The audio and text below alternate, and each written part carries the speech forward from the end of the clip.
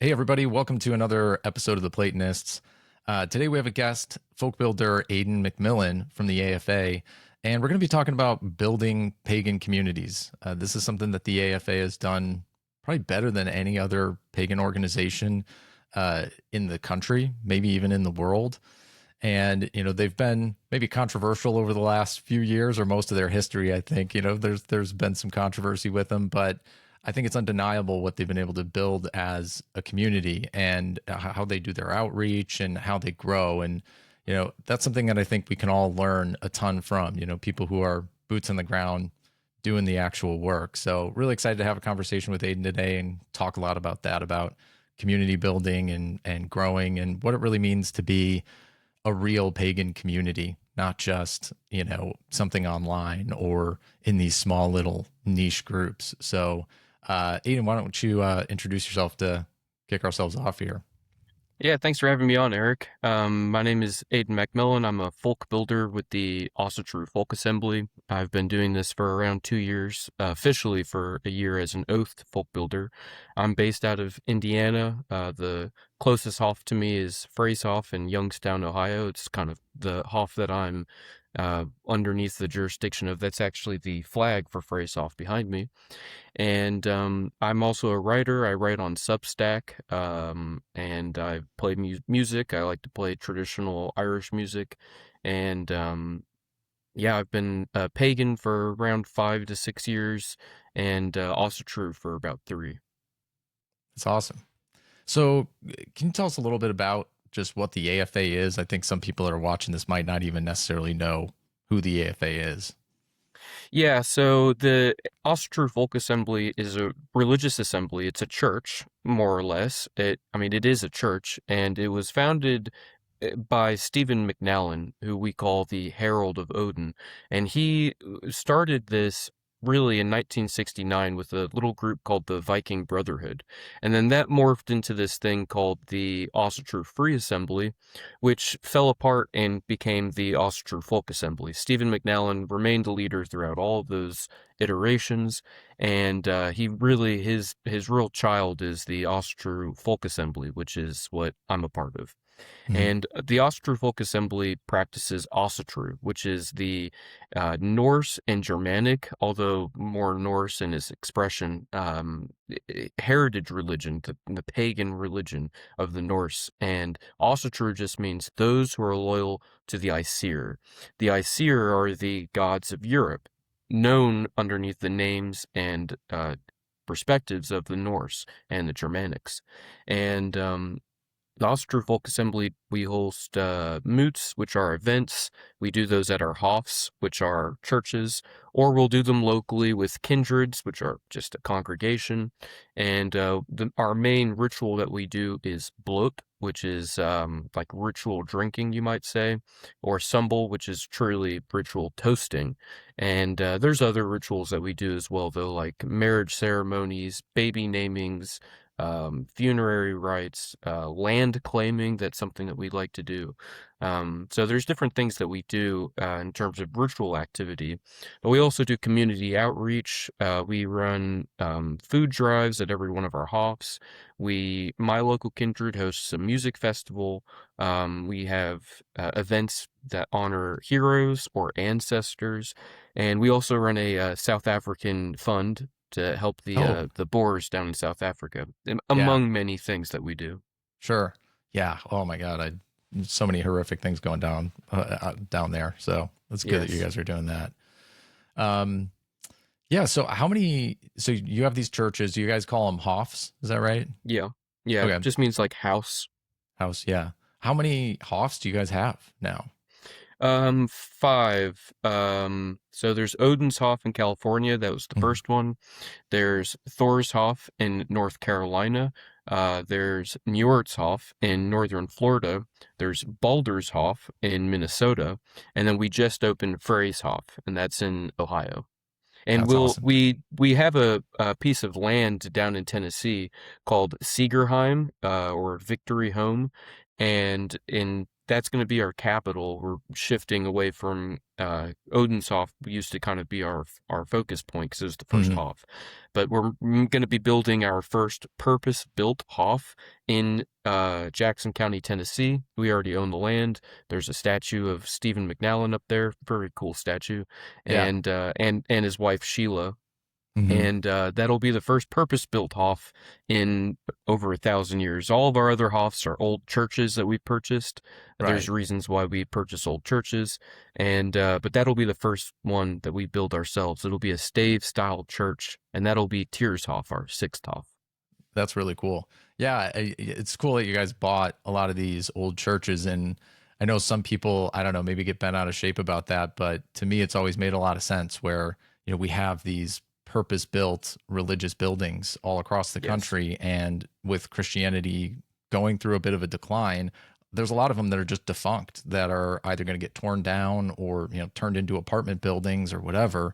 You may as well buy them up while you can, and, you already have a building ready to go. Yeah, there's a lot of different reasons for why we do that, and what you were saying is definitely true. They're purpose built. I mean, they have a vey, they have a auditorium style setting.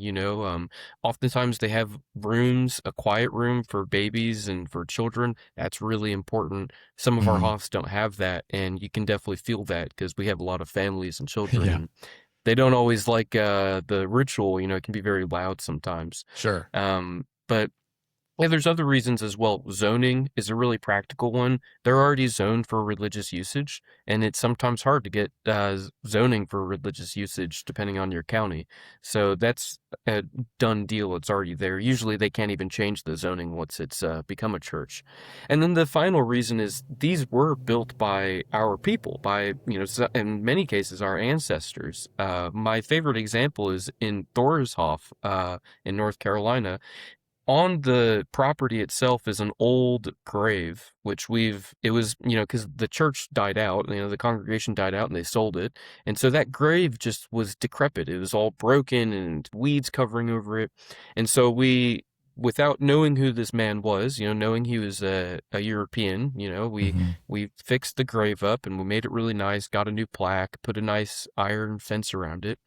And one of our folk builders over in that region, before he was even a folk builder, when he was just a visiting member, he saw that grave and he said, I think I know that man. And it was one of his great uncles.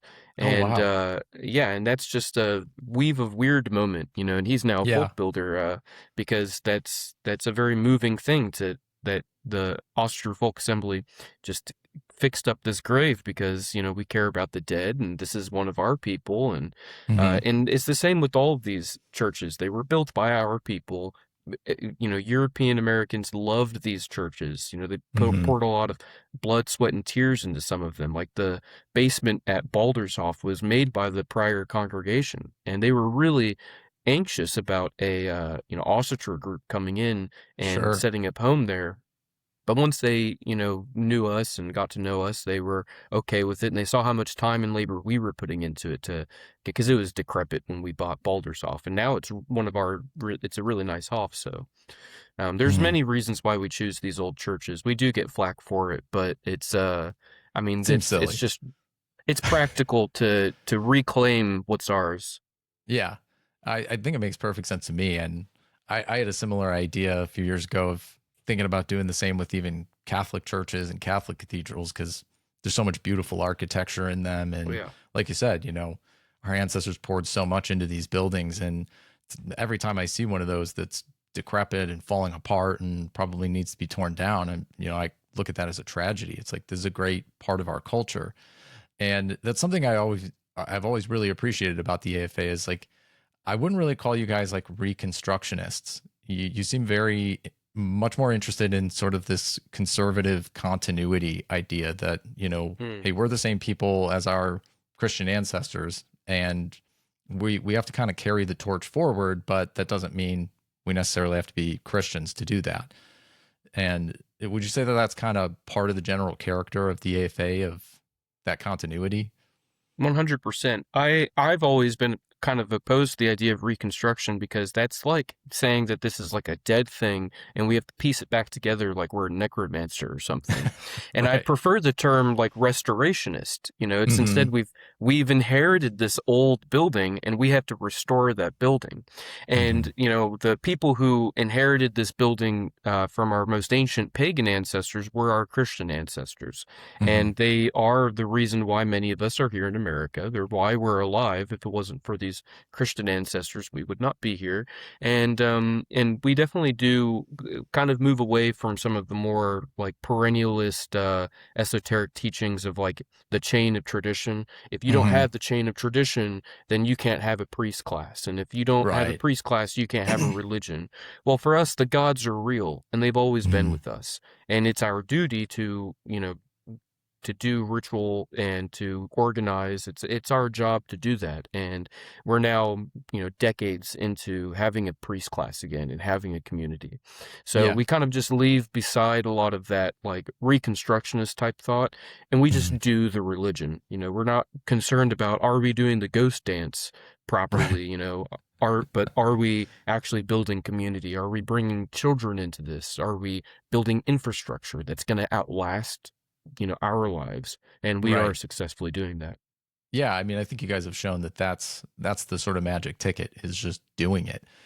So many people get so concerned about, like you said, those kind of perennialist or traditionalist questions around, oh, do have I been initiated correctly, or do am I doing the ritual perfectly, and all of that. And it seems to me like you guys have kind of sidestepped that question and just said, let's just go do it and not necessarily worry about that exactly. There, because there's a sense that it's coming from within you and coming from the gods. It's not something that needs to come from some chain of transmission or whatever. Yeah, that's definitely true, and it's not as though we don't take those questions seriously. It's just that, we know this being in the wider pagan community, a lot of people do get bogged down by that. And when you look at the original, genesis of this, of what was truly Reconstruction going on back in the 1800s, where they literally were having to pick up the pieces and piece things together. This is even before we really knew of Indo-European comparative mythology. This is before Hmm. we had archaeogenetics. And those men, like Ludwig Klages or James Taylor or Guido von List, they Hmm. didn't know. They didn't know how to answer that question. While Hmm. for us, we're in a position of privilege where that question can be answered along the way. We are able to just take what we know and build with it. And through the building of that edifice, we will have new priests. We will have, the blessings of our gods, And I think personally, I think that the AFA shows that our route is the correct route, although I appreciate criticism and Hmm. insight from other people, but I am obviously biased. I do love the AFA and what we've been able to accomplish, and we do owe that a lot to Stephen McNallen, and his faith in what he felt like he was being called to do by Odin, and passing that down onto the people who are now currently running the AFA. Yeah. And I see nothing but good things in the future. Yeah. I mean, it seems like it's just been pretty much nonstop growth for you guys, especially over the last like 10, 15 years. It's been great. And I think, McNallen did a really good job laying that groundwork, and, you know, just credit to him for sticking it out for as long as he did. I mean, I'm sure he went through so many challenges over 50 years of doing this and, persevered. And, he really is a testament to virtue when it comes to that, of just really sticking with it and pushing everything forward. Yeah, that's definitely true. And he comes from a period of time where there's almost nobody doing this, really. I mean, Hmm. the older folkish movement had gone underground. The Hmm. academic sphere had moved away from the romantic mysticism of Ludwig Klages and Guido von List and had Hmm. become so sterile and was so materialist reductionist that they were, and I'm kind of grateful for it because we do now have very robust linguistic studies that moved away from folk etymology. We have robust comparative mythology that misses out on like, why is this mythology important? Why should we care about it? It's not just teaching you moral lessons. Like, what about metaphysics does this teach us? What about Hmm. philosophy does this teach us? And the materialist view towards the comparative mythology kind of misses that. But Hmm. when Stephen McNallen was, beginning to do this, when he was being called by Odin to do this, unbeknownst to him, at three different places in the world, different people were being called to do this: the Osterfelgith, the Odinic Rite, and Stephen McNallen with the Viking Brotherhood. And it all happened within a 10-year span where they, actually set out and they were like, we're going to do this.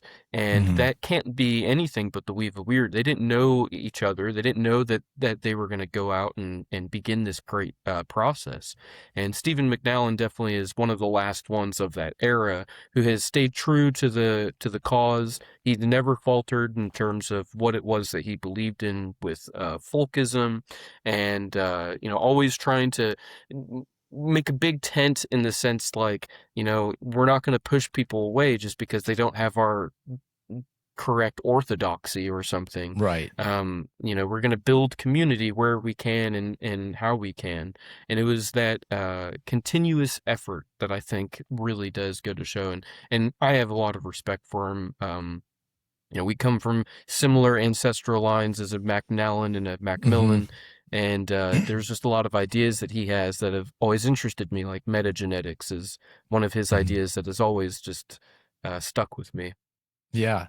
I think it's interesting what you mentioned about the orthodoxy bit, because I do think that that's something on the Platonist side that I think we struggle with, in that we're a very like philosophy forward kind of group of people. So we're obviously very interested in this like deep metaphysical ideas and philosophy, theology, all of that. But I think in a lot of ways that can be a limiting factor for us growing and having communities, because the barrier for entry ends up being so much higher, where it's like if if you have to go read all of the dialogues of Plato in order to be a part of the group, well, that's going to take you a long time, and along the way you're probably going to have more questions than answers. Whereas, what you guys did was this idea of like, let's get people together in communities first. The theology, the orthodoxy of it all can kind of come later as a secondary thing. The more important thing, it seemed like, was building these groups, and that's like part of your role, right, as like a folk builder, was to focus on that point first, not necessarily the orthodoxy. Yeah, I like to frame this as exoteric versus the esoteric. You need both of them. The esoteric is definitely what gives the exoteric its meat, its bones. But without the esoteric is just kind of cerebral. It just Hmm. exists in the realm of ideas, which I exist in that realm a lot. I like to spend time theorizing and thinking and studying and one of my favorite things that I've been able to do with my local kindred is I like to give lectures on the virtues or on some piece of history that I know about, and I really enjoy doing that. But the purpose of that is ultimately for the exoteric expression of the religion, and Hmm. that really is the more important side of it because of I mean, we do focus more on orthopraxy. Are we doing ritual? Are we doing it the way that we know we should be doing it? Not like is it always so formulaic, like, Right. oh, you stepped wrong, or this guy said something wrong here. No, but are we doing it consistent? That's the biggest thing for us, and something that I think is something worthwhile to bring up is consistent action is the key. I did a presentation on the transmission of tradition with the Nationalist Media Conference, and in that, I continuously said, if you don't do continuous action, you're not going to open up the lock that is having ritual community. You have to Hmm. do that, or else people don't really, the tradition doesn't stay. It becomes something that's cerebral. It's not something that's totally physical, manifested in this world. And and to understand that, you do have to go through the esoteric questions and the studying Hmm. so that you can really say, okay, this is what we're going to do, and this is how we're going to do it, and this is why we do it. That's a really important aspect, but none of that matters if you're not actually doing it. Right. Yeah. I think if you're looking at that exoteric part as a sort of afterthought of like, oh, well, we'll get all of this philosophical stuff in order, and then as an afterthought, we'll bolt on some exoteric practices. I think that's actually backwards. I think you have to go do the exoteric practices first, and then allow the philosophical and theological to maybe help explain that later. But it has to all center around that exoteric part. Like, it has to be the thing that you do in reality. It can't be, it can't live just in that abstract kind of realm, so to speak. Yeah, it's definitely true, and I do think that Platonism has some interesting roadblocks in that, because you are a very um you're a very philosophical, tradition. Hmm. That's the main crux of it.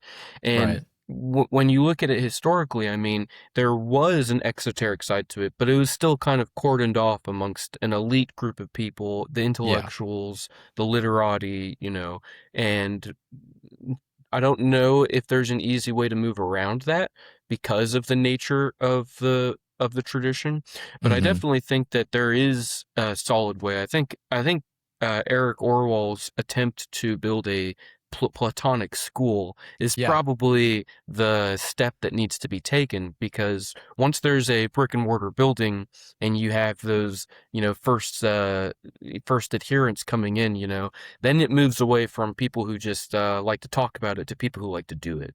Right.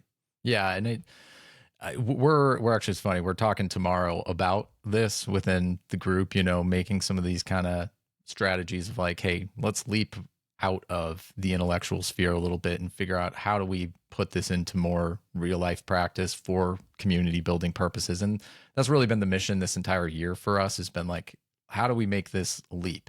And, you know, uh, we have to make that leap just because we already started with the philosophical background. But you're absolutely right that if you look at the ancient Platonists, they never were like a mass movement necessarily. It was always this smaller group of sort of intellectuals and small little schools and stuff like that.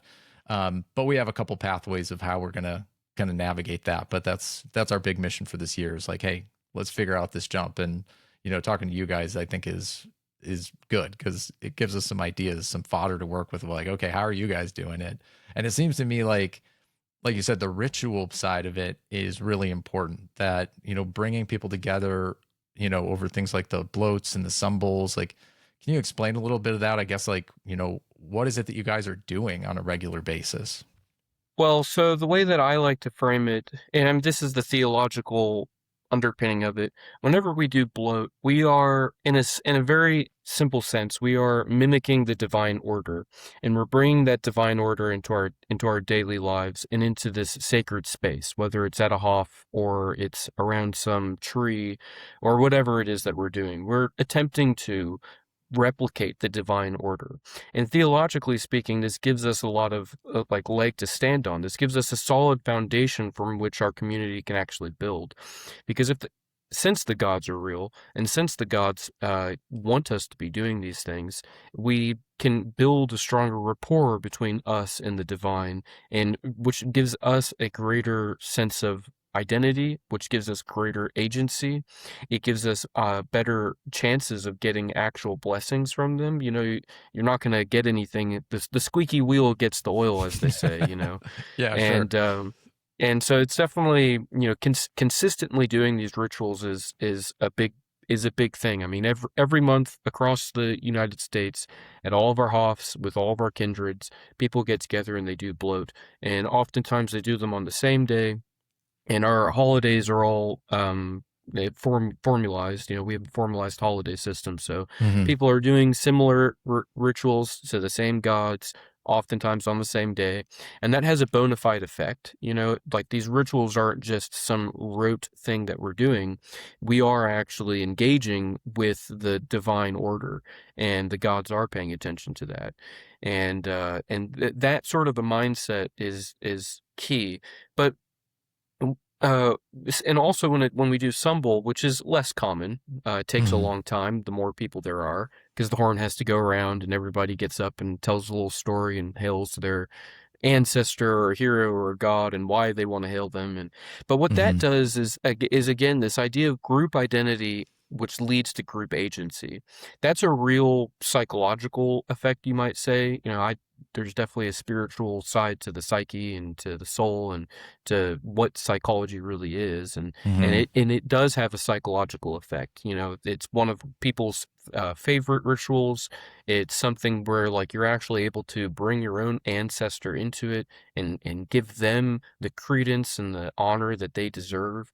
And that's something that my local kindred does. We have a ancestor shrine, and every week I will hold a ancestor ritual, and I'll give a lecture, and I will light, candles and incense and give some mead to our ancestors, the entire ancestral group of my kindred.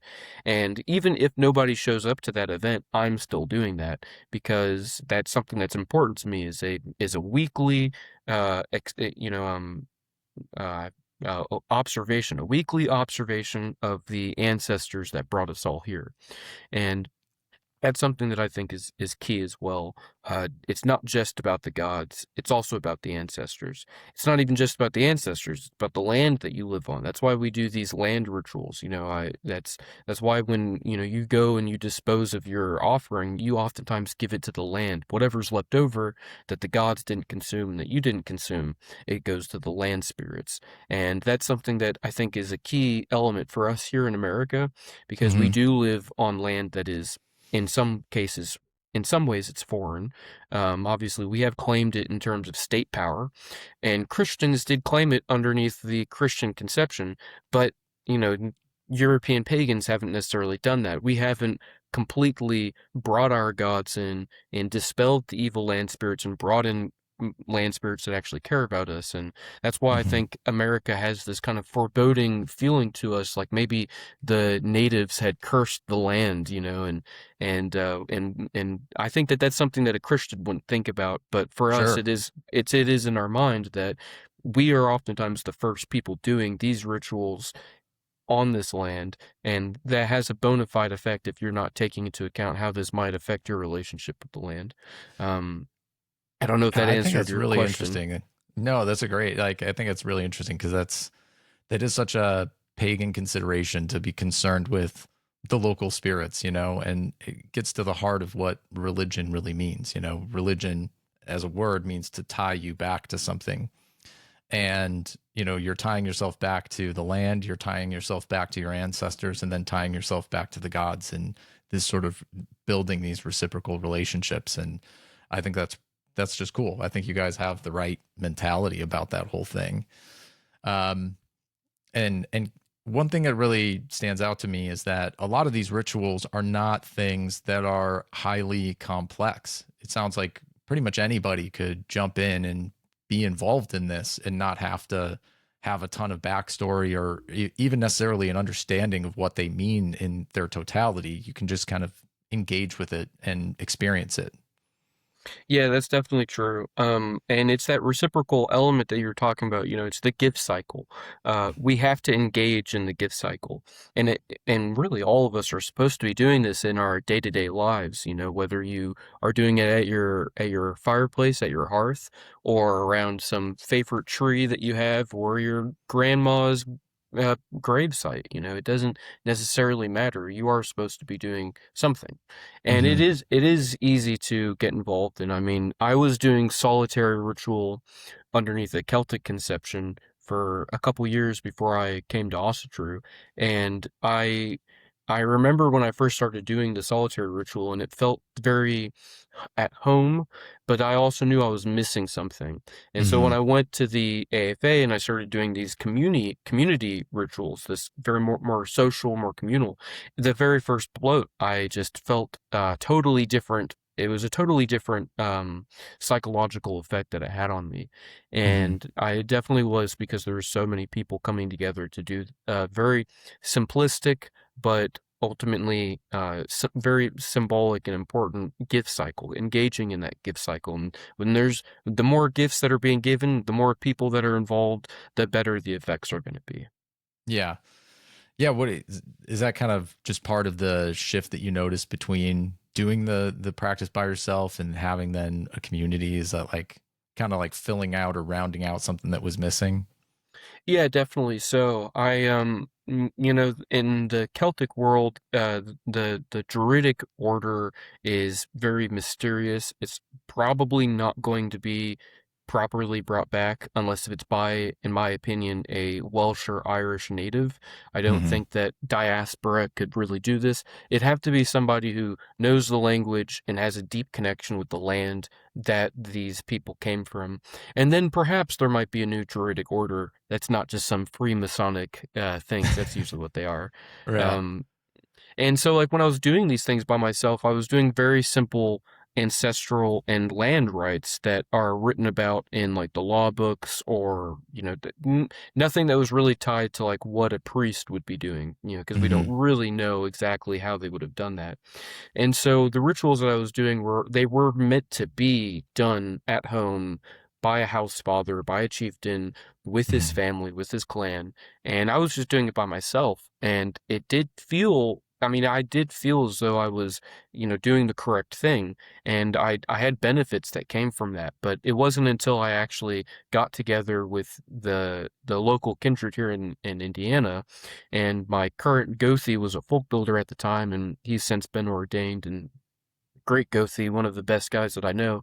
And the way he leads his bloats are just so inspiring and very theatric and animating, and but simple at the same time. It's a simple formula that he follows that he just likes to be theatrical about. Sure. And the all having everybody there with me doing it together was just a totally different experience. And when you go to these larger national moots where like 100, 200 people are there, I mean, it's a totally different, even than what I just described with my local kindred. I mean, the more people that you have, the better it's going to be. That's just a reality, I think, that comes with religious observance. I mean, I just can't Hmm. even imagine what the old processions that the Romans would have done, and the Yeah. festivals, which we look at them as being cultural festivals, but back in the day, these festivals would have been religious events, from Hmm. start to finish. And I just can't imagine how that would have felt with thousands of people partaking in some sort of ritual together. That would just be mind blowing. You can Yeah. clearly see how that leads to a higher level of group identity and agency. Oh, for sure. Yeah, it's very binding in that kind of way. And hopefully we're lucky enough to see that in our lives that we get back to some of that. It's the growth keeps going the way it's going. So, you said you're a folk builder. And can you explain like a little bit of what that means? It's like kind of a unique role that I think you guys have carved out. So I'm ultimately a local organizer for events. And I mean, there's a lot of back end work that goes into it, reaching out to members, availing people to these events that are happening. There's some dead zones in the AFA in terms of like where members are and where leaders are.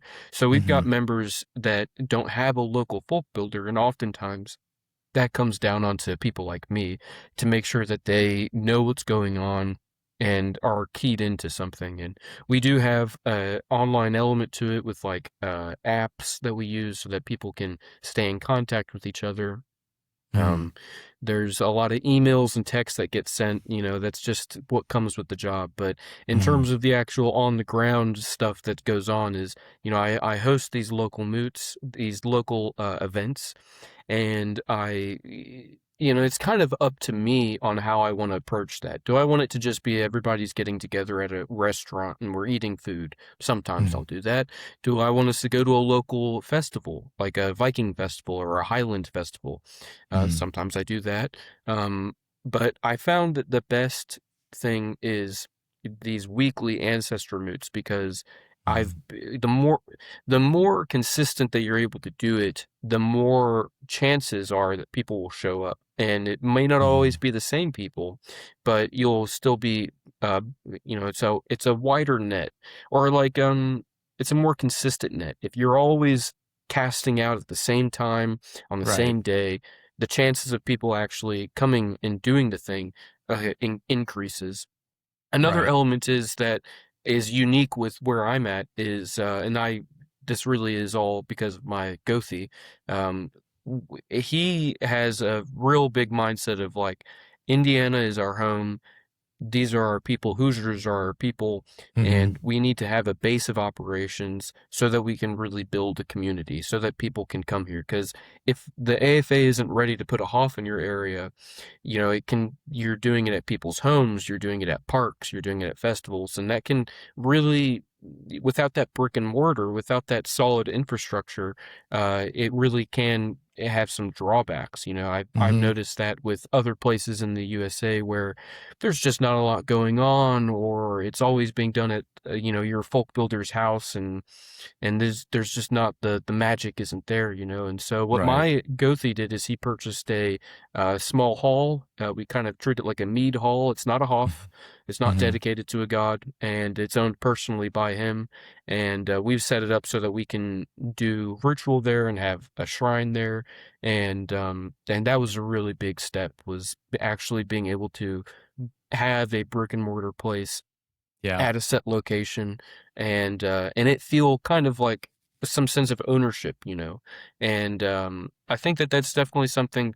Another good example is there's a folk builder in New Hampshire, and New Hampshire's, that's up in the corner of the East Coast. It's so far away from everything. And the folk builder there, before he even became a folk builder, he actually already had a mead hall that he had built Hmm. on his property.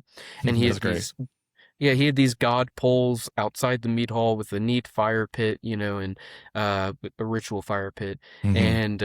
And when you go to his property for the moots that he holds, I mean, it's just it is magical, because he's put a sense of ownership and identity into what the community is going to be doing. The people who are local to that area, it, adore him, and they love what he's doing because he put so much time and effort into his own stake in it. And he'll probably eventually be ordained in a Gothi, and hopefully one day he gets a Hof. But Yeah. as it stands, him having that mead hall there on his property really does go a long way. And so having infrastructure is something that not every folk builder has. If I were in Ohio or North Carolina, a big part of my daily activities would be assisting the Hof, either going Hmm. to these work days to build it up, or like Nordshof and Baldershof have cemeteries on them.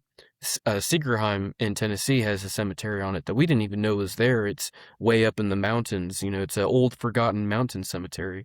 And a big part of what a folk builder might do is to go and do upkeep on those. It's you're a community organizer, but you're also just a volunteer. Yeah. It is a volunteer position, so there's a lot of side things that come with that. Greeting new Hmm. members, bringing them in, helping people do their donations, their payments, Hoftaler we call it. Hosting these moods, things of that nature. Yeah. Yeah. I mean, you need that.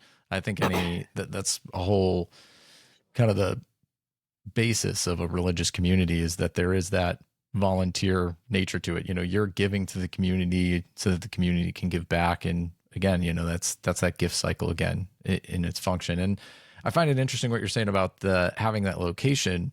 When I was talking to this popular Hindu guru, Sri Pravartaka, he Hmm. was talking about that, because I asked him, like, what's the thing that you got to do when you build these communities, because he built out a whole Hindu community in Nebraska, and he's like, the first thing you got to do is get a temple. You got to organize around the temple. And I'm like, that's interesting, because I think it really aligns with what you're saying, is that it can be really difficult when you don't have a space, or you don't have this dedicated area to say, let's all get together. And I absolutely can see that. It's once you have that, you can start to build out this sense of sacredness, and also be more consistent with people showing up at a particular date and time or whatever, and Hmm. moving it forward that way. So on the folk builder side, though, I'm curious, are you guys doing any kind of like proselytizing, or are people more coming to you? Not every folk builder does proselytize, but and it's not really a calling of our religion. We do want Hmm. everybody to come home, Hmm. that is especially we want them to come home to the Asatru Folk Assembly. Hmm. But that's not really like a dictate of our religion like it is with Christianity. But Hmm. with that said, some of us do engage in it. I do. My Gothi definitely did. That's how he got me. I mean, I knew about the AFA for a considerable amount of time before I joined. I just didn't want to join because I was so wrapped up in my Gaelic Celtic stuff. Sure. And but he found me on the internet and brought me in, and if he hadn't have done that, I may not have ever visited.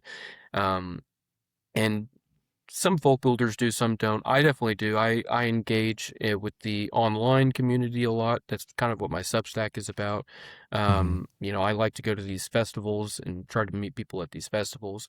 My Gothi and other leaders in the AFA, anytime that people see a guy walking around with a hammer or rune tattoos, they always strike up conversations, and Sure. that's Yeah. brought people in, or going to concerts that are often filled with pagans, like Yeah. black metal or Sure. neo folk or whatever It's it's going to be. good Yeah, there's recruiting people grounds. there. Oh yeah, definitely so, definitely so. And I engage a lot more with the nationalistic scene than many of our other leaders. That's mostly because I'm a young man. I had already been Hmm. engaging with it prior to becoming a folk builder, so I was more uniquely set to do that. And so I've definitely engaged in proselytizing in that space as well. Something that we'd like to do that we haven't tried yet, which you guys probably would be able to do a bit easier because you don't have as much of the stigma, is Hmm. setting up a booth at a college campus. Because Yeah. oftentimes that stuff is, they will let you do that, and depending on how you approach it, if you approach it the right way, like maybe you're doing this fund for South Africans or whatever, and you need a booth there to spread knowledge on this charity that you're running, Yeah. uh you know Yeah. We and kind then of you have this use it as a benefit. way. Yeah, and Yeah. then you're like, oh, now listen to Plato, like Get a it could little bit of work. taste of this. Yeah, Yeah. we can always kind of phrase a lot of it as like, hey, it's philosophy club. We talk about philosophy. Philosophy is a way of life. And yeah, I agree that there's not a huge pushback to that. I think people are, oh, that's interesting. They're used to hearing about things like stoicism and all of that. So I think it sounds a little bit more normal to them or whatever. But I also don't like I'm interested in using that to our advantage, but I also don't want to bait and switch people. Like we are a religious community, we're a church, like we're actually founded as a church here in Montana. And so we're kind of modeling some of the stuff that you guys are doing, what we've seen like has been really successful with you guys and kind of moving in that direction. So we got to walk this fine line of, yeah, okay, use that to our advantage, but let's be honest with people from the go that like this is about worship, this is about religion, you know, uh, not trying to trick anybody into joining or anything like that. Yeah, we like sometimes you'll see the meme where it's like it's a Mormon guy, but instead he's wearing the Norse hammer and he's like, "Have you heard of my Lord and Savior Odin?" Right. And we're not necessarily doing that, but some Yeah. of us engage in things like that. I definitely do. I like to engage with the non-Austro community. You never know who you might meet. You never know who might hear it and want to engage in it with you. So. Yeah. And I feel like when people hear proselytizing, they think of that, right? They think of the guy in the white button-up shirt, knocking on doors and handing out pamphlets. But, it's also just as simple as, you see a guy wearing a Thor's hammer and you go, hey, that's cool, you're wearing a Thor's hammer. Like, are you Asatru? Or, strike up a conversation. And one thing I've found interesting, I don't know if you guys have found this, but I feel like some of the people who are out there wearing Thor's hammer or who got into kind of like the Viking stuff, they might have some like Viking tattoo. They might not necessarily be heathens all the time. Like Hmm. sometimes it seems like they're just kind of they're like, I don't know, I like Viking stuff. Yeah. Yeah, that's definitely true. That's definitely true. I see that a lot in the Celtic stuff where like they do something, they have something, Celtic that's like clearly that's a religious, symbol or whatever, but they're just that's just something that they like. It is very much so an aesthetic thing, and I think that Mm. why is that such a common thread with Northern European stuff, or really even honestly, even with the Greek and Roman, is like there Hmm. is a metagenetics there is a genetic memory there is a pull that our spirits are having to these symbols, to these ideas, to these myths, and it's impossible for us to totally get away from them. It's an inexorable Hmm. pull. We can't help it. It's deep within our bones. ones. And so, and when people say, oh, these people are just so aesthetically pagan, but they're not real pagan, they are correct. If you're not doing ritual, I don't, I struggle to call you a pagan. Sure. But I mean, at the same time, like, they want to be at some level, whether they realize it or not, they want to engage with this culture, with this society, and they just they don't know anything about it. Hmm. Most people don't even know that we exist, as like a real bona fide, legally accepted, recognized, thing. And if they do know about it, they know about the controversy, which is Right. widespread. Yeah, they learned about it from like the SPLC or something like that. It's some not Yeah. exactly unbiased organization. Yeah, that makes sense. You were talking about growing communities, and kind of when you guys have planted these different Hofs, maybe getting some pushback from the local communities at first, but then, finding ways to overcome that. Like, how do you guys deal with those types of situations? Weathering the storm, holding the line. I mean, you cannot bend at criticism. You have to be willing to plant your flag and stand by that flag. And if you do that, and if you do that in a way that isn't rude, if you do Hmm. that in a way that's like, no, these are my principles, these are my beliefs, I have faith, I have trust, and I'm going to, move forward regardless of what comes my way. And if you don't become reactionary, then Hmm. it's very easy to make the right step. So like with Baldershoff is a great example. That's where we faced our most pushback. And the leaders there at Baldershoff weathered many storms. They weathered people leaving. We lost a lot of people who, for various reasons, some of them got scared. Some of them didn't like the direction we were going in. There were some interpersonal things, but there was a bit of a exodus of some membership up around there, and there was the community was coming down on them. Really, the community was being influenced by Antifa and by Oh. outside sources that weren't actually members of the community. Hmm. But it brought a lot of media attention, so it still, gave a lot of anxiety to people. And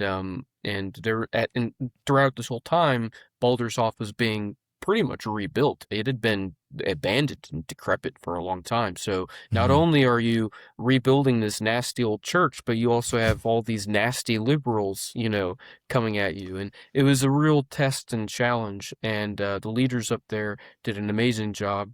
Just they planted their flag, they held the line every week, every month. They pushed the ball forward a little bit, either through talking with neighbors is a big thing. If you isolate yourself and don't engage with the people around you, then all sorts of misconceptions can proliferate. And so you can't isolate yourself. You have to partake in the culture, in the community. We are a part of the culture in the community, and that's definitely a big aspect of it. And since we are a church and we're a church that's focused on our folk, there's things that we are particularly um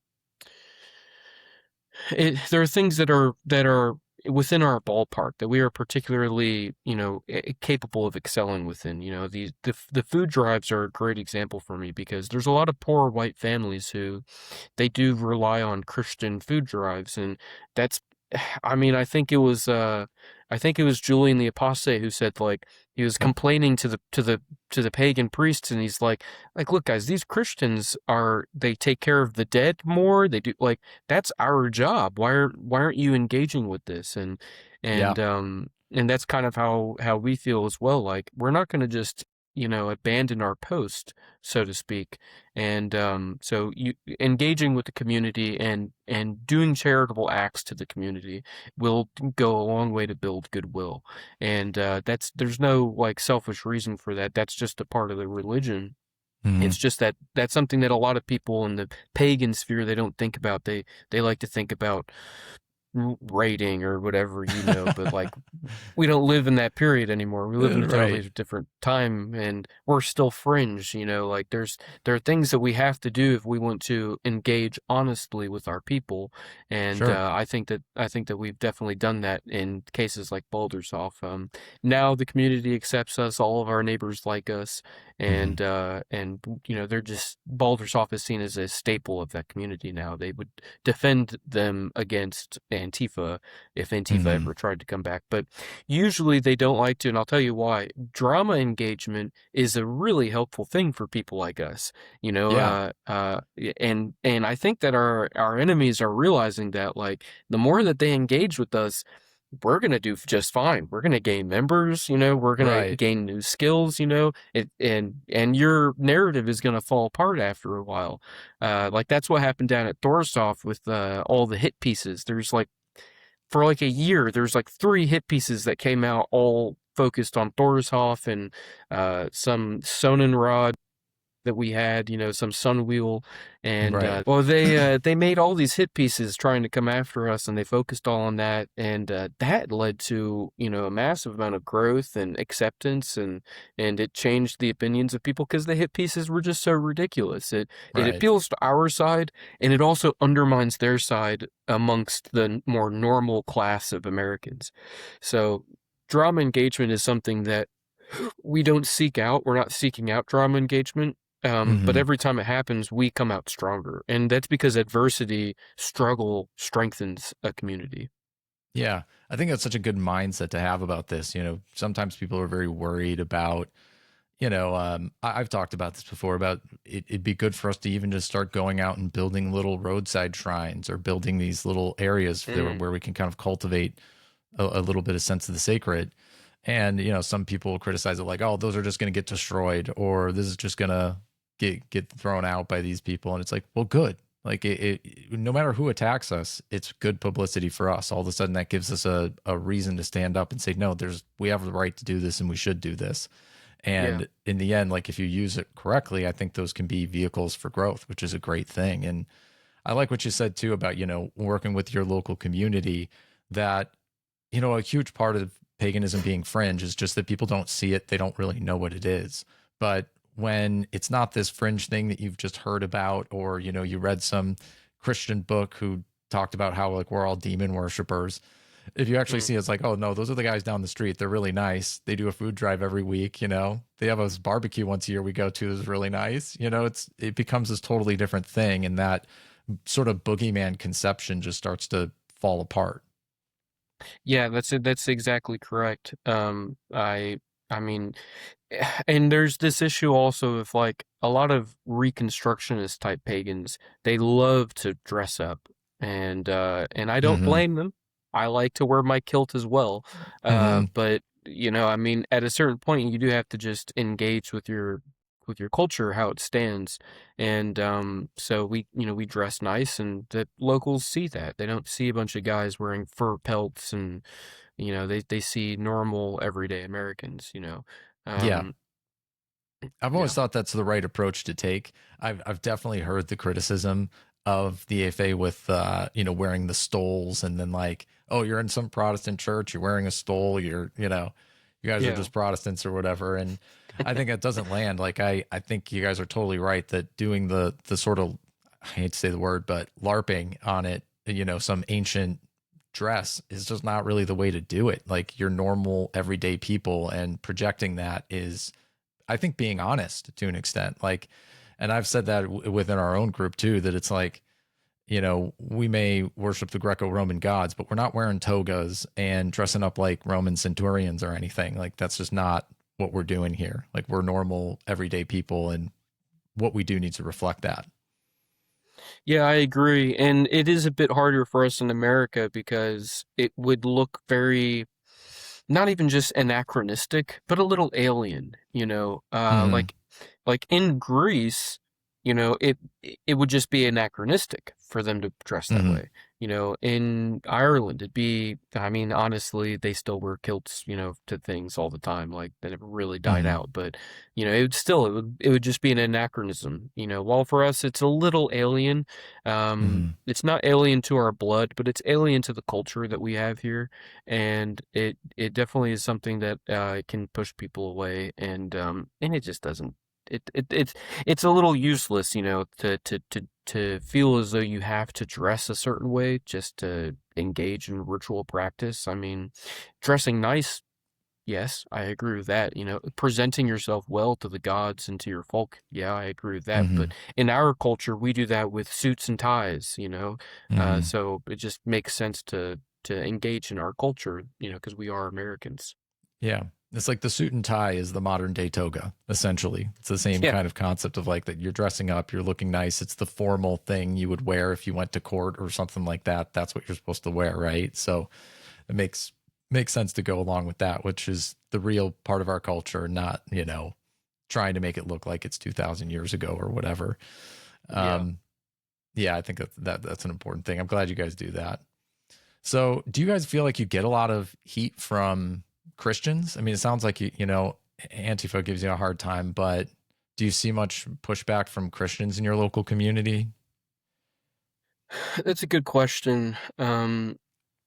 Yes and no. I mean, online, obviously, Christians are raging about us all the time. Sure. That's more than liberals, it's Christians who Mm, attack us online. But that doesn't, whatever. People can say what they want in the comment section. right. In person, I mean, usually there's some level of hesitancy.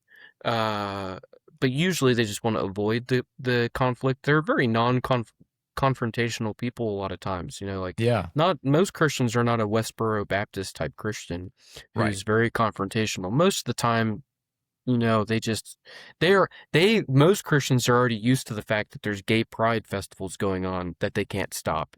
Right. They're not really all that concerned about some pagan thing going on, but a little bit. I have seen a little bit of pushback. I mean, that is kind of what the Antifa people were trying to do, is they were trying to get the local conservative Christians to be up in arms Oh, about it. really? And well, and it didn't really work, but that was the angle that they took, and Yeah, there the was Christians are like, some, we hate you guys too. yeah, Like, no yeah, thanks. yes, yeah, and I mean, I mean, like a true conservative, which how many of them really are there anymore? But Right. a true conservative is going to side with freedom of religion, and they are going to engage with us and realize that we're not some crazy thing. And at that point, they may not like it, but they're not going to make a big fuss about it. So yes and no, not really. It's mostly liberals in our personal, experience, but online, liberals avoid us. They don't talk about us, and it's mostly Christians that engage with us online. Yeah, and I'm glad you mentioned that because I do feel like there's this warped perspective when I talk to a lot of pagans. Like they seem maybe overly concerned that, Christians are going to be this big impediment to us growing communities. But, from what you're saying, and this tracks with what I've thought too, is that they're generally not going to be very confrontational about this and probably going to leave us alone 90% of the time, maybe more.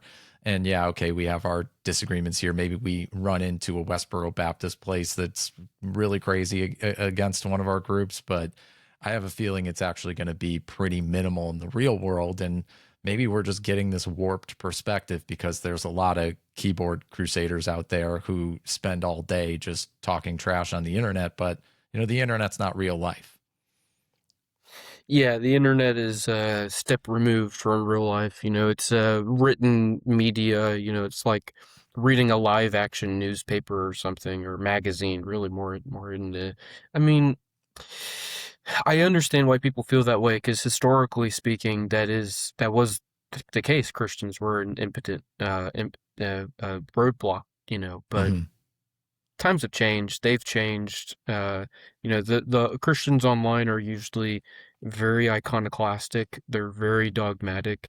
Hmm. Oftentimes, they aren't even a part of our culture. They're from another country, and we just don't actually see that. Like I've noticed that on Twitter, you'll go click on the where's this user from, and you're like, this guy's not even one of my Yeah, this people. guy's from Like like what? India or something, and he's Yeah, just talking trash.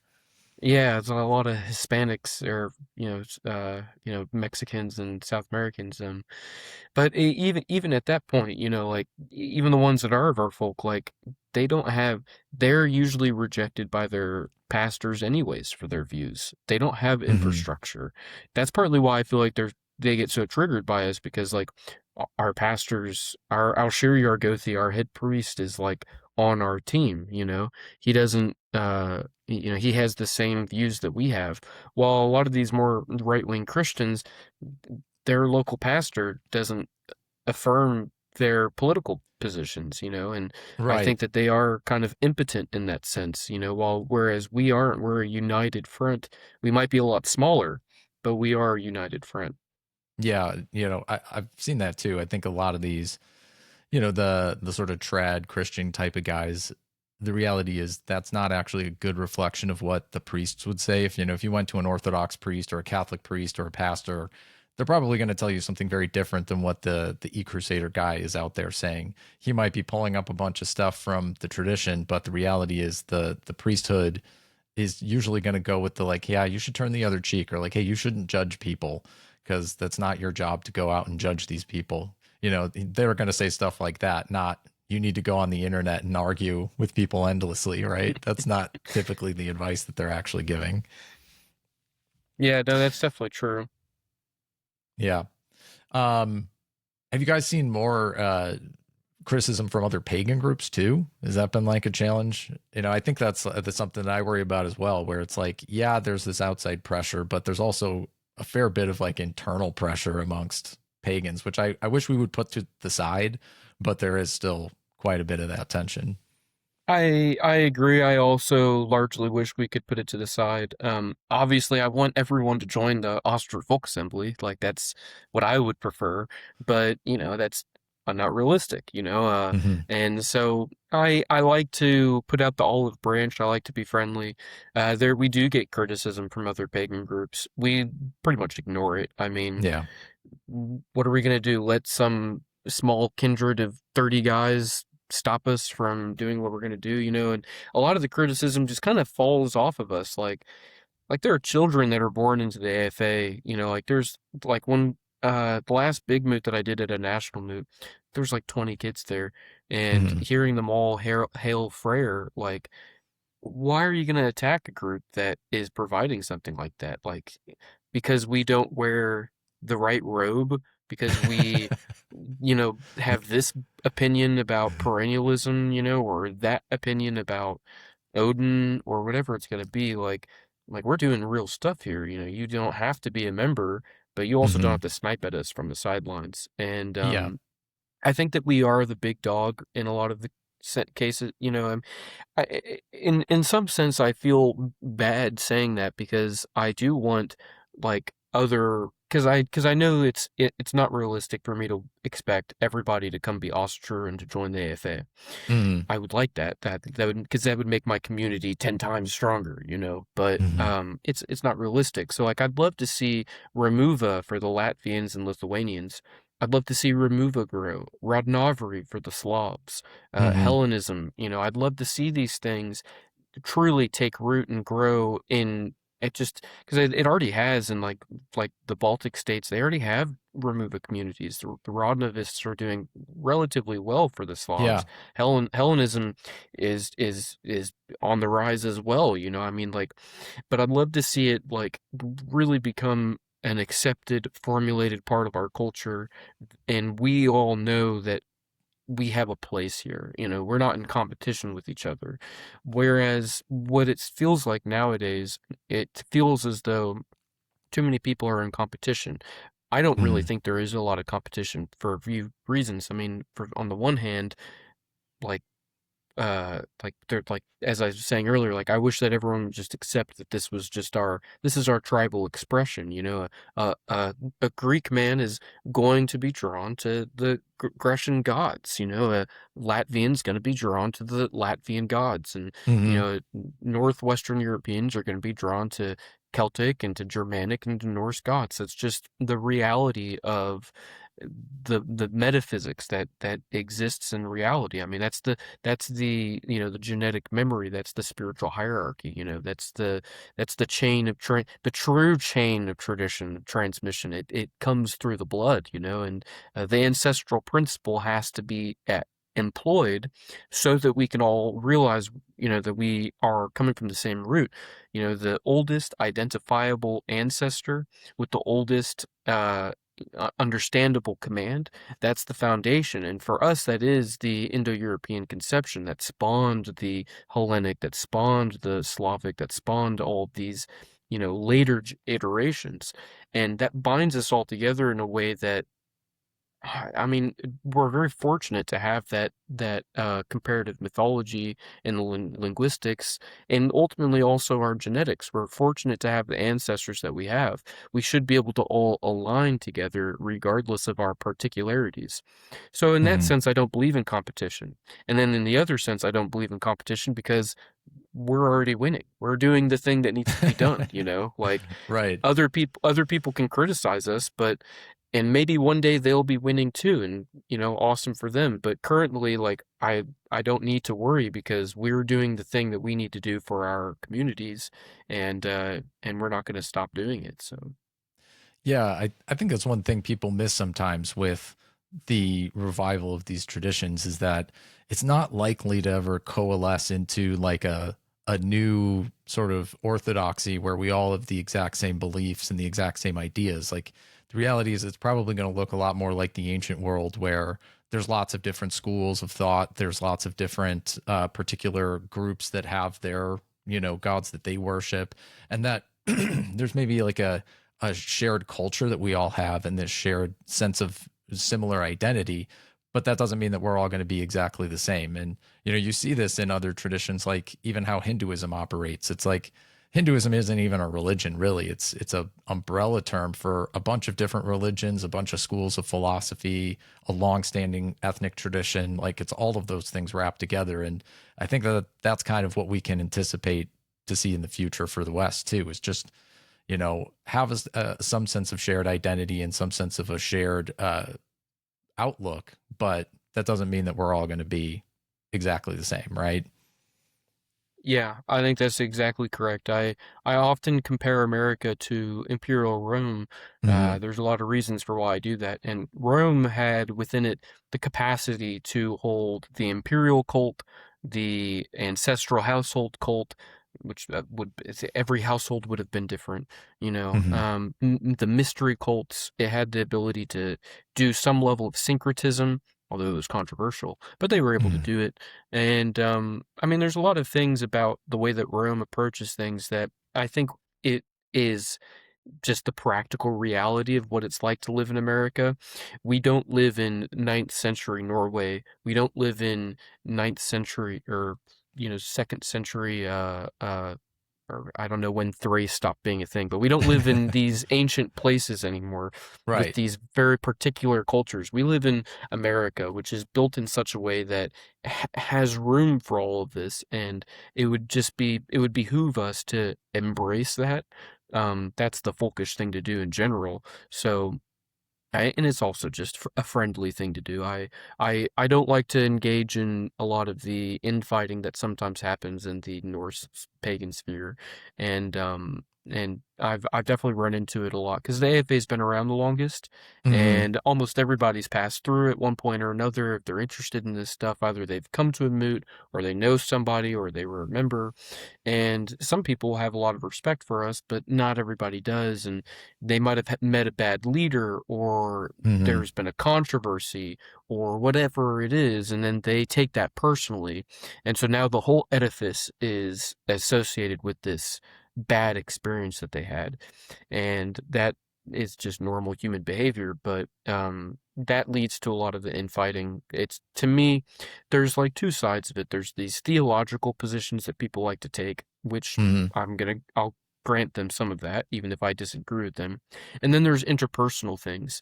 And I don't grant that because you're always going to have interpersonal problems. That's never going to change. If you're trying to do community, you're going to meet someone you don't like, and something is going to happen that you're not going to like. A decision's going to come down from the top that you're not going to like. And you have to fit into the hierarchy and put yourself aside and say, no, I'm going to do this because this is the greater cause. This is the greater mission than my own personal shortcomings or whatever it is that's going on. Yeah. I like what you mentioned about the theological disagreements, because it seems to me like the way that we actually go about resolving these isn't that, we're all going to get together with a council and the council's going to decide this is the new orthodoxy of what we all have to believe. Like, the way we resolve these problems is through philosophy, through having discussion and that kind of dialectical tradition of like, hey, let's figure out who's maybe right or what makes more sense. And we don't have to get to some bottom of like, oh well, we have to make a final decision on this. It's like, no, it's an open question that we're trying to figure out. It's a mystery that we're trying to understand. And I think that's integral to every pagan tradition, is that more of that sense of inquiry than orthodoxy. Yeah, I agree. A great example that I like to draw attention to are the Druidic orders of the Celtic world. We know that Druids were ubiquitous across the Celtic world, but something that most people don't usually know very much about is that like a Druid from Ireland and a Druid from like the Pictish people, Hmm. they had a totally different approach to the things that they were doing. They were the same priest class, and they would have understood similarities between each other, but they had a different approach. And you can see this in the actual myths that are, well, really folk tales, the legends, the Christianized legends of the hagiographies and stuff. Is you can really tell that like they did not do things the exact same. They had a different approach, and that's all within the same conception. And that's because it's like tribal particularities between uh, Pictish versus a Gaelic Celtic tribe. And I'm sure that people can also point this out between the different Hellenic city-states. They Oh all yeah. had their own particularities, and that's just a fact of life that has to be affirmed. Hmm. Yeah. I mean, it's unavoidable. But then, today it's interesting how a lot of those differences are kind of, at least in America, right, are not necessarily as important, right? That in ancient times, obviously, there'd be some huge difference between Greece and Rome, and they would have saw themselves very differently. And then today, we're just like the Greco-Roman tradition. We Yeah, just kind of lump them yeah, together and like, yeah, it's basically the same thing. Yeah. yeah. But, I see people do that also with the Norse and Germanic. I mean, like very, very similar, and obviously like deep, deep similarities, but there's some differences. And same with the Celtic. Most people mhm, have no idea why the insular Celts, especially the Gaels, are so different than all other Celts. And that's something that that just goes over people's heads. They think, oh, it's all Celtic, but in reality, there's right. Gaelic and then there's Celtic, and they're not the same exactly. Yeah. But you guys kind of look at Asatru as being more, I don't know, maybe like kind of a catch-all between the Norse and the Germanic and the Celtic. Is it kind of something you Yeah, believe like all those people can participate in? yeah, so we do take a position that is a little unique. We are soft perennialists within the Indo-European conception. So Hmm. we accept that our gods, we actually just did a series of podcasts on this called the Volkwanderung, which Hmm. is, the wandering of our people, the migrations of our people. And we affirm a theological position that says that our gods were first identified on the steppe thousands of years ago, Hmm. maybe older. We don't know. But that's the thing, is we don't know. Linguistically and with comparative mythology, we don't know exactly when these gods were identified, but we do know when they were beginning to be identified in an identifiable way through language and through Hmm. comparative mythology. And that's the Proto-Indo-European world that has now become so ubiquitous in our spheres. And most people do not take a theological stance on that the way that we do. A lot of more Reconstructionist pagans are like, no, I'm not going to believe that. But for us, Yeah. we affirm it. We just aren't going to take, like, so, like, for example, comparative mythology is sometimes easy to say, yes, Perun and Thor come from the same root, but people say, well, are Perun and Thor the exact same god? And we would say that yes, they are, but they're understood in different ways, and in that sense, they should be worshipped in unique ways according to the particularities. But you can't always do a one-to-one comparison. A Right. great example would be like the Celtic world. There are very few one-to-one comparisons that can be made. The Dagda, the Eochu Olather, the good god of the Druids, the king of the gods, he mostly fits an Odinic comparison. He is the All-Father. He's literally called the Olather. He is the Hmm. god of the priests, but he's not in charge of the Mannerbund. He doesn't do the mystery searching. That's not something he does. There's some key differences that Lugh, who's really more of the youthful champion, the striker, Lugh is much more Odinic in that sense. He's much less like Thor and more like Odin. And so you can't do a one-to-one comparison every time. That's because of the particularities. We do Hmm. affirm that our ancestors were following these gods, and so therefore it doesn't really matter if you're whatever ethnic background you are, there's space within this for you. And you see this as well when the Anglo-Saxons were migrating to Britain. I always forget the name of the burial, but there's a burial where a Brittonic Celtic Christian man converted to Anglo-Saxon paganism and is buried in splendor in an Anglo-Saxon pagan context. Yeah. And that right there pokes a hole in the Reconstruction is saying, no, you have to always, do it this specific way. But especially in America, because we are such a Germanic, slanted people, even Hmm. myself being, partially Irish and Scottish, I am almost half English, and I mean the English are within that same conception. The language is different, and I think it was Iamblichus that talks about how the language that the gods are that's what how you inherited it in the language is that's how you should approach it. And so Hmm. and I might be wrong if it was Iamblichus, but I know that in English we are a Germanic language, but we have a lot of these Latinate roots, Sure. and so I definitely see why it's so easy for us to be drawn to things like the Iliad and the Odyssey and Hmm. uh and I'm at the end of the day, I came to this from my Scottish ancestry. I tried to be a Gaelic pagan first. There Hmm. was no community, and so I went and joined the Asatru community. And Stephen McNallen is a Norse Gael, which I mean I'm Norse Gael as well. It's where the McMillan come from, and I definitely feel like this is an extension of my family. I might look at things differently because I let different myths speak to me.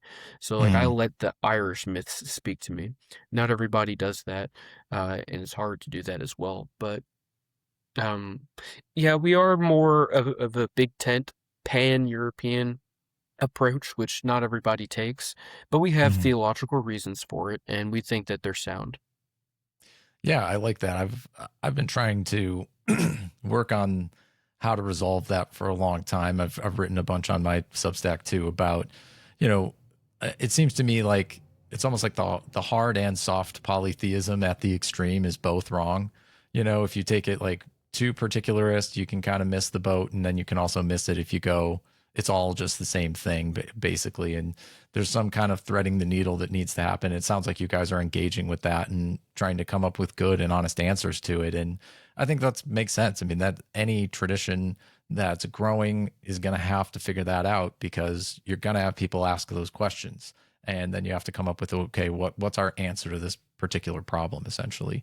So yeah, that makes a lot of sense. And yeah, I agree. In our culture, it's interesting in America because we do have all of these different threads. Yes, there's the Germanic thread, and then there's a very sort of Greco-Roman aspect to our culture from, go look at Washington, D.C. and the founders and all of their ideas and inheriting a lot of that from the British Empire. And there's a whole bunch that kind of all merges together here in America, which is always interesting. Um, one thing I wanted to ask you guys about, because it's been a conversation topic amongst us recently, has been anonymity. And I think it's really Mm, cool that you guys, it seems like, at least to me, that you've moved away from being anonymous, and within the pagan community, I just noticed there's such a trend for people to, I guess, like maybe hide behind, goofy pseudonyms and stuff like that. And I do think it is actually a barrier to legitimacy for us when, some guy on the internet, Viking Wolfmaster 6000 is, trying to talk to you or whatever. I think it's better if we're putting our face to our name and going out there. It seems like, is that a part of being a folk builder and kind of moving up in the AFA? Is that like, hey, you got to drop the pseudonym or whatever? yeah, that's definitely true. Asatru was plagued for a long time, in my opinion, with the, Viking son. I'm going to change my name. And I do know some very good people who still do this. They go by pseudonyms, and I Hmm. like these people a lot. But I agree completely. Not only is it silly. It is silly. I mean, my name, Aidan McMillan, that's my real name. It was given to me. That's a family name. It fits my spirit. It's who I am. And a lot of people get really caught up with like, oh, I was given a Christian name and I need it to be changed. I don't want to be named after this Hebrew guy. And it's like, dude, you got to get over that. I mean, you really Hmm. just have to. Like, you have to affirm who you are. You have to affirm your identity. That's a part of our religion. And another big element of it is you can't hide in the dark.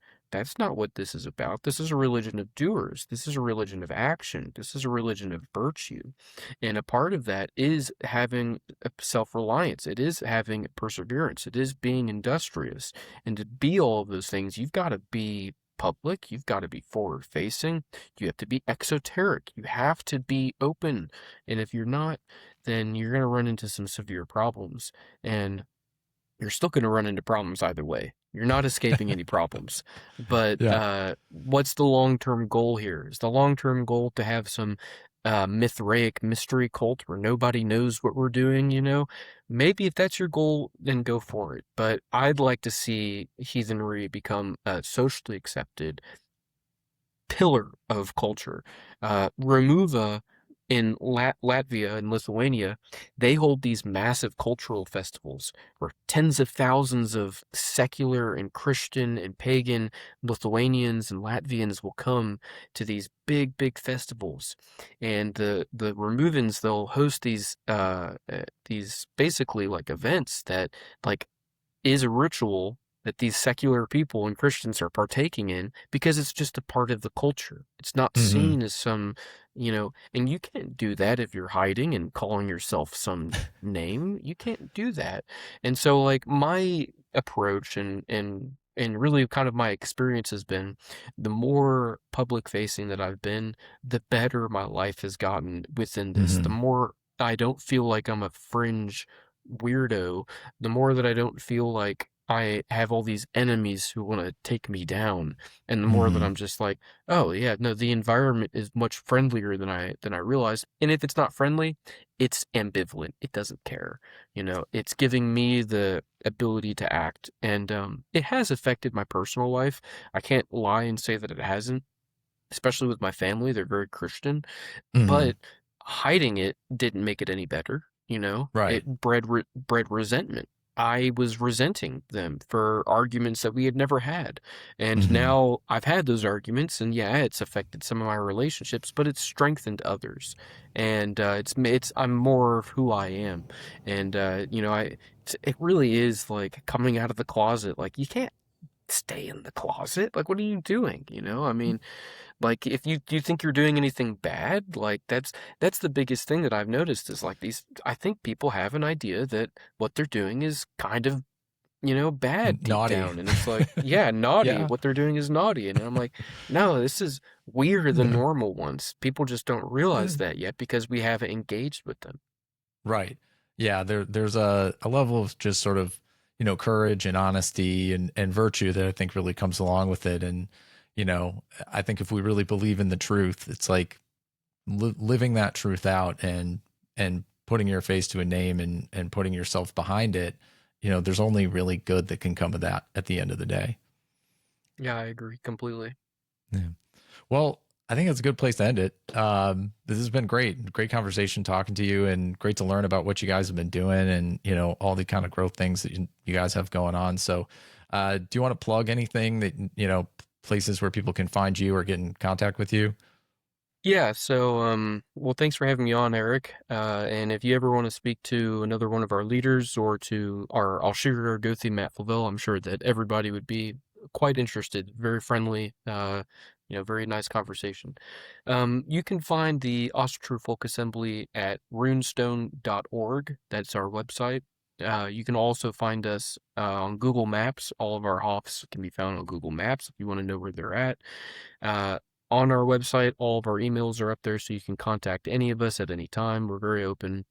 And we have a podcast called The Victory Never Sleeps, which airs every Wednesday on YouTube. Check us out there. I myself am on Substack. You can find me under the Enchiridion, because I like Stoic philosophy, or you can also find it under folkism.substack, and I'll be there. So thank you. Yeah, you're welcome. Thanks, Aiden.